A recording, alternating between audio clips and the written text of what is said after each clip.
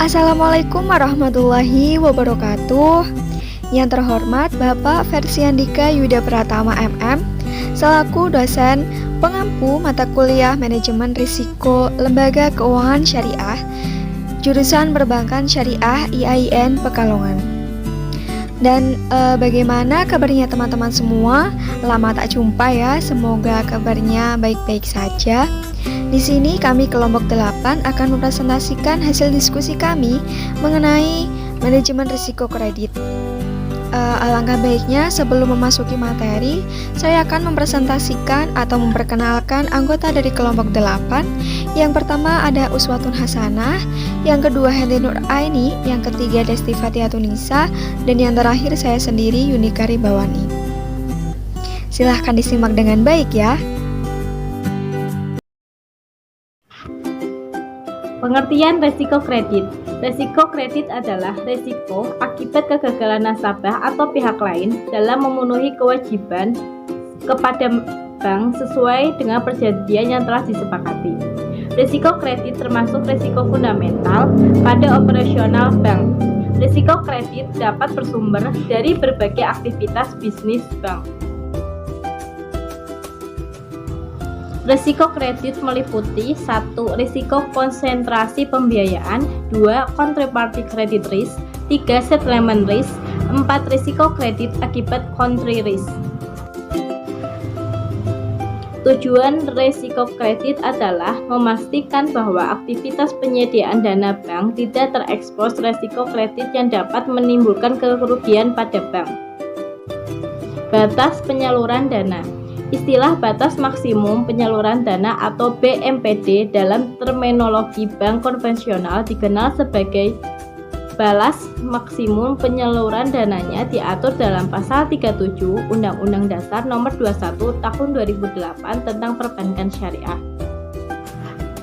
1. Bank Indonesia menetapkan ketentuan mengenai batas maksimum penyaluran dana berdasarkan prinsip syariah, pemberian jaminan, penempatan investasi surat berharga yang berbasis syariah, atau hal lain yang serupa yang dapat dilakukan oleh bank syariah dan UUS kepada nasabah penerima fasilitas. 2. Batas maksimum sebagaimana yang dimaksud pada ayat 1 tidak boleh melebihi 30% dari modal bank syariah sesuai dengan ketentuan yang ditetapkan oleh Bank Indonesia.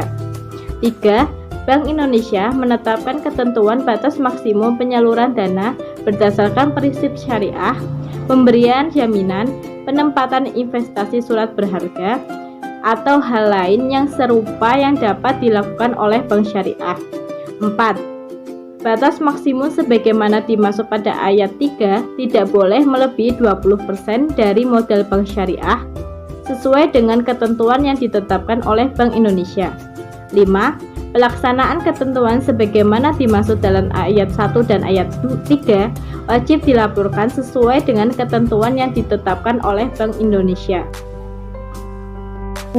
Yang selanjutnya yaitu mengenai restrukturisasi pembiayaan. Pembiayaan merupakan sumber utama pendapatan perbankan syariah dan sumber dana untuk mendukung ekspansi usaha. Untuk itu, pengelolaan bank yang optimal dalam aktivitas pembiayaan senantiasa diharapkan dapat meminimalkan potensi kerugian yang akan terjadi akibat pembiayaan macet yang nantinya akan memicu peningkatan NPF. Selanjutnya mengenai syarat restrukturisasi. Restrukturisasi pembiayaan wajib dilakukan untuk memenuhi prinsip kehati-hatian dan prinsip syariah. Restrukturisasi pembiayaan dapat dilakukan terhadap nasabah dengan kriteria sebagai berikut. Yang pertama, nasabah mengalami penurunan kemampuan membayar. Nasabah ini adalah nasabah yang tidak dapat memenuhi kewajibannya secara penuh dan tidak termasuk pemberian potongan tagihan murabahah sebagai apresiasi untuk nasabah yang membayar cicilan tepat waktu. Yang kedua, nasabah memiliki prospek usaha yang baik dan mampu memenuhi kewajiban setelah restrukturisasi. Opsi restrukturisasi pembiayaan Perbankan syariah diwajibkan memiliki ketentuan tertulis mengenai restrukturisasi pembiayaan dalam bentuk standar operating prosedur atau SOP. Kebijakan ini harus disetujui oleh komisaris, sementara prosedur restrukturisasi pembiayaan wajib disetujui oleh direksi. Dewan Komisaris wajib melakukan pengawasan secara aktif terhadap pelaksanaan kebijakan restrukturisasi pembiayaan. Kebijakan manajemen risiko bank disusun secara koordinatif dengan aspek pemenuhan prinsip syariah dan dilakukan dengan mempertimbangkan opini DPS. Bank wajib menerapkan perlakuan akuntansi restrukturisasi pembiayaan sesuai dengan standar akuntansi keuangan. Perlakuan akuntansi restrukturisasi pembiayaan diterapkan untuk mengetahui kerugian yang timbul, pendapatan margin atau bagi hasil atau ujroh, dan penerimaan lainnya. Dengan ketentuan ini, opsi restrukturisasi pembiayaan dapat dilakukan sebagai upaya bank membantu nasabah dalam menyelesaikan kewajibannya melalui yang pertama reschedule, reconditioning, dan restructuring. Yang pertama, reschedule adalah perubahan jadwal pembayaran kewajiban nasabah atau jangka waktunya. Kemudian upaya restrukturisasi yang kedua yaitu reconditioning. Adapun langkah-langkah dalam reconditioning tersebut, yang pertama terkait perubahan jadwal pembayaran, yang kedua perubahan jumlah angsuran, yang ketiga perubahan jangka waktu, yang keempat perubahan nisbah dalam pembiayaan mudharabah atau pembiayaan musyarakah, kemudian yang kelima pemberian potongan. Kemudian upaya restrukturisasi yang ketiga yaitu restructuring. Nah, restructuring ini ada 3 langkah yang dilakukan. Yang pertama terkait penambahan dana fasilitas pembiayaan bank, yang kedua konversi akad pembiayaan, yang ketiga konversi pembiayaan menjadi penyertaan modal sementara pada perusahaan nasabah. Nah, jadi dapat diketahui ya teman-teman bahwa dengan rescheduling, bank dapat melakukan penjadwalan kembali untuk pembayaran kewajiban nasabah atau jangka waktunya. Melalui reconditioning, bank dapat mengubah sebagian atau seluruh persyaratan pembiayaan tanpa menambah sisa pokok kewajiban nasabah yang harus dibayar ke bank. Sedangkan dengan restructuring, bank dapat melakukan penataan kembali perubahan persyaratan pembiayaan yang telah disepakati sebelumnya. Tata cara restrukturisasi. Sesuai dengan regulasi, restrukturisasi hanya dapat diberikan kepada nasabah yang mengalami penurunan kemampuan pembayaran, memiliki prospek usaha yang baik, dan mampu memenuhi kewajiban setelah restrukturisasi. Khusus untuk pembiayaan konsumtif, restrukturisasi hanya dapat dilakukan bagi nasabah yang mengalami penurunan kemampuan pembayaran, memiliki sumber pembayaran angsuran yang jelas, serta mampu memenuhi kewajiban setelah dilaksanakannya proses restrukturisasi tersebut. Keputusan restrukturisasi pembiayaan wajib dilakukan oleh pihak yang lebih tinggi dari pihak yang mengambil keputusan pemberian pembiayaan.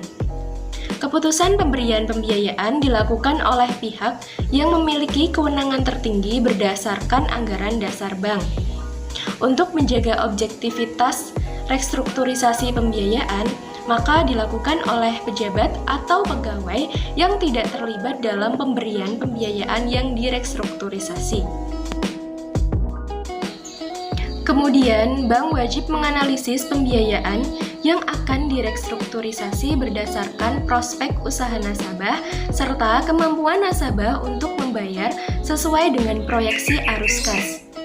Pembiayaan kepada pihak terkait yang akan direstrukturisasi wajib dianalisis oleh konsultan keuangan independen yang memiliki izin usaha dan reputasi yang baik. Setiap tahapan dalam pelaksanaan restrukturisasi pembiayaan dan hasil analisis yang dilakukan bank serta konsultan keuangan independen terhadap pembiayaan yang direstrukturisasi wajib didokumentasikan secara lengkap dan jelas. Kriteria kualitas pembiayaan setelah restrukturisasi. Pembiayaan paling tidak sama dengan kualitas pembiayaan sebelum restrukturisasi, sepanjang nasabah belum memenuhi kewajiban pembayaran angsuran pokok atau margin atau bagi hasil atau ujroh secara berturut-turut selama 3 periode tertentu dengan waktu yang telah dijanjikan. Kemudian yang kedua, pembiayaan dapat meningkat 1 tingkat dari kualitas pembiayaan sebelum dilakukannya proses restrukturisasi. Setelah nasabah memenuhi kewajiban pembayaran angsuran pokok atau margin selama 3 periode berturut-turut. Pembiayaan yang direstrukturisasi dengan pemberian tenggang waktu pembayaran angsuran pokok atau margin atau bagi hasil atau ujroh hanya berlaku untuk pembiayaan berdasarkan akad murabahah, istisna, ijaroh, IMBT, mudhorobah, musyarakah, serta jenis penggunaan untuk modal kerja dan investasi. Kualitas pembiayaan yang direstrukturisasi dengan pemberian tenggang waktu ditetapkan selama tenggang waktu kualitas tersebut mengikuti kualitas pembiayaan sebelum dilakukannya proses restrukturisasi. Hapus buku. Istilah hapus buku adalah tindakan administratif bank untuk menghapus buku pembiayaan yang memiliki kualitas macet dari neraca sebesar kewajiban nasabah tanpa menghapus atau menghilangkan hak tagih bank kepada nasabah. Hapus buku tidak dapat dilakukan terhadap sebagian aset produktif dalam bentuk pembiayaan atau partial write-off. Pelaksanaan hapus buku dilakukan terhadap seluruh pembiayaan yang diberikan dan diikat dalam satu perjanjian. Kemudian hapus tagih. Istilah hapus tagih adalah tindakan bank menghapus kewajiban nasabah yang tidak dapat diselesaikan untuk selamanya atau hak tagih menjadi hapus. Hapus tagih dapat dilakukan baik untuk sebagian maupun untuk seluruh aset produktif dalam bentuk pembiayaan. Hapus tagih terhadap sebagian aset produktif dalam bentuk pembiayaan hanya dapat dilakukan dalam rangka restrukturisasi pembiayaan atau penyelesaian pembiayaan. Adapun hal-hal yang harus diperhatikan dalam hapus tagih dan hapus buku. Yang pertama, kebijakan hapus buku dan hapus tagih wajib disetujui oleh Dewan Komisaris. Yang kedua, prosedur hapus buku dan hapus tagih wajib disetujui oleh direksi. Yang ketiga, Dewan Komisaris wajib melakukan pengawasan secara aktif terhadap pelaksanaan kebijakan hapus buku dan hapus tagih. Dan yang terakhir, kebijakan dan prosedur hapus buku dan hapus tagih merupakan bagian yang tidak terpisahkan dari kebijakan manajemen risiko bank sebagaimana diatur dalam ketentuan Bank Indonesia yang berlaku. Kebijakan dan prosedur hapus buku dan hapus tagih antara lain memuat kriteria, persyaratan, limit, kewenangan, dan tanggung jawab, serta tata cara hapus buku dan hapus tagih. Hapus buku dan hapus tagih hanya dapat dilakukan terhadap aset produktif yang telah didukung dengan perhitungan CKPN sebesar 100% dan kualitas pembiayaan yang memiliki kualitas macet, dan hanya dapat dilakukan setelah bank melakukan berbagai upaya yang maksimal untuk menyelesaikan aset produktif yang digolongkan macet. Upaya yang dapat dilakukan antara lain adalah penagihan kepada nasabah, restrukturisasi pembiayaan, meminta pembayaran dari pihak yang memberikan garansi atas aset produktif, dan atau penyelesaian pembiayaan melalui pengambil alihan agunan. Nah, demikian presentasi dari kelompok 8. Apabila teman-teman memiliki pertanyaan mengenai manajemen risiko kredit, bisa langsung ditanyakan melalui grup WA ya. Nah, terima kasih juga untuk teman-teman yang sudah meluangkan waktunya menonton video ini. Kami dari kelompok 8 pamit undur diri. Terima kasih atas partisipasinya. Wassalamualaikum warahmatullahi wabarakatuh.